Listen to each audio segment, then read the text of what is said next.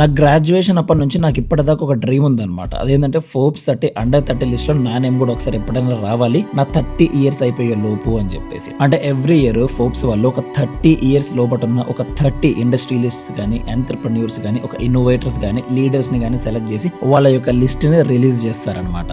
నేనేం చెప్పాలనుకుంటున్నానంటే, నాకు ఇటువంటిది ఒక రివార్డింగ్ సిస్టమ్ ఉంటుంది అని తెలియడానికి నాకు 24-25 ఇయర్స్ వచ్చేసాయి అనమాట. ఎప్పుడైతే హజిలింగ్ స్టార్ట్ చేశానో నాకు ఇటువంటి రావాలి అని చెప్పేసి హార్డ్లీ నా చేతిలో ఉండేది 5 to 6 ఇయర్స్ అనమాట. ఎంతో కష్టపడ్డాను. కానీ అప్పటిదాకా నేను చేసిన ఒక మిస్టేక్ ఏంటిది అంటే, నన్ను నేను చీట్ చేసుకోవడం. అంటే ఏంటిదంటే, రేపటి నుంచి చేద్దాంలే, ఎల్లుండి నుంచి చేద్దాంలే, ఈ రోజు ఒకటి చీట్ చేయకుంటే ఏం కాదు, ఈ రోజు ఒకటి లేట్ గా నిద్రపోయే సినిమా చూస్తే ఏం కాదు, ఈ రోజు ఒకటి వర్క్ చేయకుంటే ఏం కాదు, ఈ రోజు ఒకటి జిమ్ చేయకుంటే ఏం కాదు అని చెప్పేసి చాలా అంటే చాలా చీట్ చేసుకొని నన్ను నేను మోసం చేసుకున్నాను. కానీ దాని తర్వాత అర్థమైందనమాట, నాలో నిజంగానే ఎంత పొటెన్షియల్ ఉంది, నేను ఎంత దూరం వరకు వెళ్ళగలను అని చెప్పేసి. సో ప్రపంచంలో ఎవరినైనా చీట్ చేయండి, కానీ మిమ్మల్ని మాత్రం మీరు ఎప్పటికీ చీట్ చేసుకోవద్దండి. ఆ రిగ్రెట్ ఎప్పటికీ ఉంటుంది.